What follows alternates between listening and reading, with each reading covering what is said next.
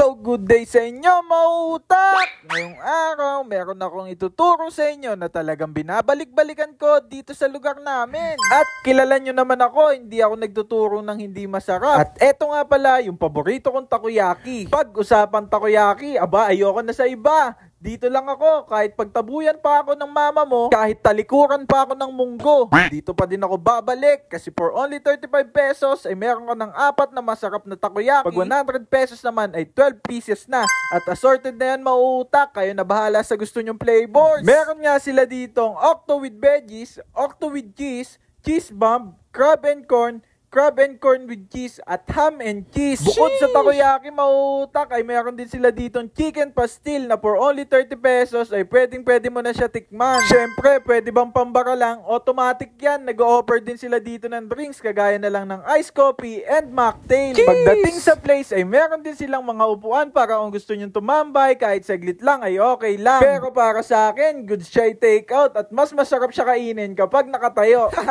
Siya, wag na natin patagalin to. Ala tikman na natin are. So good day sa inyo mga utak. Ngayon nandito tayo sa may samin.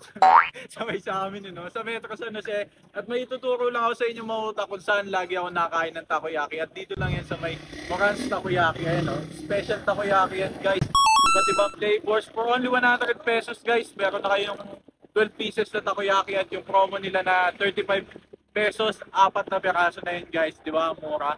Kaya ano pang hinihintay nyo, punta na kayo dito. So guys, una natin tikman yung Octobits nila guys. Ito lagi yung ino-order ko dito.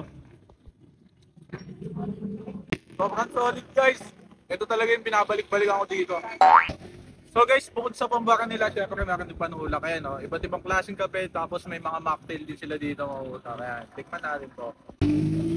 Solid to guys, caramel macchiato, double thumbs up, may kasama pang heart. Hey, fresh fries!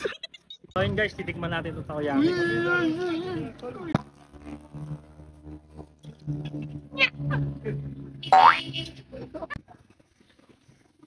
Time's up! Time's up. Time's up! Men, feeling ko isa na to sa magiging favorite ko. Yun, no?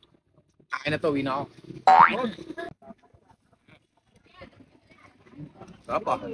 All goods. Masarap din pala pag may Yakult. Mabisa rin. At lahat ng yan mauutak ay dito nyo lang matatagpuan sa 71 Special Takoyaki. At located nga lang pala sila mauutak sa Metro San Jose, General Mariano Alvarez, Cavite. At matatagpuan nyo lang yung motorcycle cart nila sa mismong Metro San Jose Public Market. At pag nasa mismong palengke na kayo ng Metro San Jose, itanong nyo lang kung sino yung nagtitinda at saan nagtitinda ng takoyaki dito. Sa kanila lang kayo ituturo kasi sila lang ang kaisa-isang nagtitinda ng takoyaki dyan. So paano mauutak? Hanggang dito na lang din siguro. Maraming salamat sa pagsama. Mr. Mautak, once again, sending love, peace, pew pew pew!